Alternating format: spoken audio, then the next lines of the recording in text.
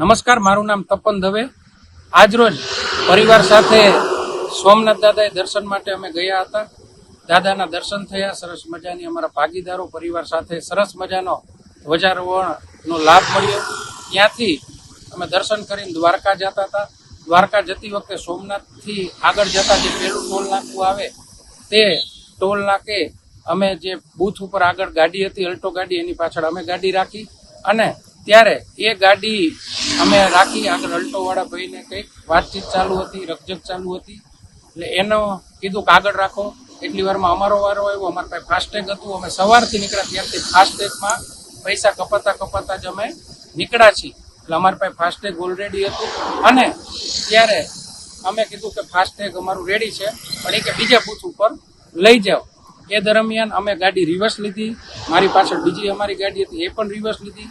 એટલી વારમાં એમ્બ્યુલન્સ આવી, એમ્બ્યુલન્સ સાયરન વગાડતી આવી, એટલે અમે રસ્તો કરી દીધો એમ્બ્યુલન્સને જવા માટે અને એમ્બ્યુલન્સ ત્યાંથી નીકળી ગઈ। એટલી વારમાં 5-7 ગાડી જે છે એ પાછળ આવી ગઈ, ત્યારે અમારી ગાડી રિવર્સ જાય એવું હતું નહીં, 5-7 ગાડીને આમ ફરીને જવું પડે। એટલે મેં બૂથના જે કર્મચારી હતા એને કીધું કે અમારી ગાડી તમે અહીંયાથી ટોલ કાપી લો અને આગળ જવા દો, પરંતુ એ ઉદ્ધતાઈ ભર્યું વર્તન કર્યું। મેં કીધું ભાઈ તમે શાંતિથી કહો, પૈસા અમારા આમાં ઓનલાઈન કાપી લો ને તમે જવા દો, પરંતુ એને કોઈને કોઈ કારણોસર શું લપ કર્યું હોય કે ગમે હોય બોલો નહીં, રિવર્સ કરતા હતા। એટલી વારમાં ત્યાં ટોલ પ્લાઝા ઉપર બેઠેલા કોઈ કર્મચારીઓ કે કોઈ અહીંયા માણસો હતા એ આવી અને પરિવાર સાથે હતા, તેમ છતાં એ ગાડી બીભત્સ ગાળો બોલવા માંડ્યા। મેં કીધું ભાઈ ગાળો ન બોલો, જે વિષય હોય એ આપણે શાંતિથી વાત કરી, પણ કોઈ વાત સાંભળવા તૈયાર નથી। ગાડી કરી અને શું ઈરાદે આવ્યા હોય એ પણ મને ખબર નથી। એક ભાઈ પ્લાસ્ટિકનો પાઇપ લઈને આવ્યા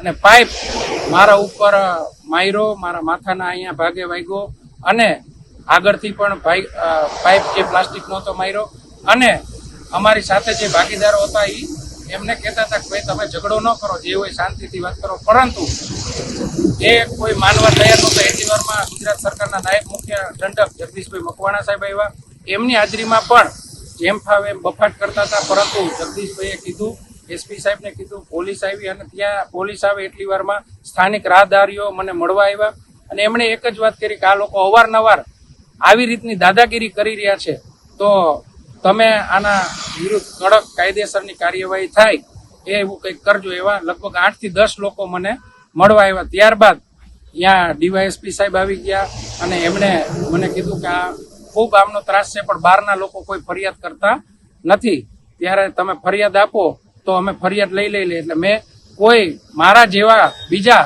રાહદારીઓ આવા લુખા તત્વોનો ભોગ ન બને એટલા માટે મેં કાયદાની રૂએ મેં ફરિયાદ આપી છે। જે કંઈ સાચી હકીકત હતી મેં ફરિયાદમાં લખાવી છે અને હું ભગવાન માતાજીની દયા, સોમનાથ દાદાએ દર્શન કરીને નીકળો, દ્વારકાધીશ ભગવાને દર્શન કરવા જતો હતો, એટલે હું થોડી ઘણું અહીંયા મૂંઢમાર વાગ્યો છે, બાકી કોઈ હું સ્વસ્થ છું, કોઈ ચિંતા કરતા નહીં અને આવા તત્વોને કડક સજા મળશે। પોલીસ પણ ખૂબ પ્રો લેવલ એક્ટિવ થઈને કામગીરી કરી રહી છે।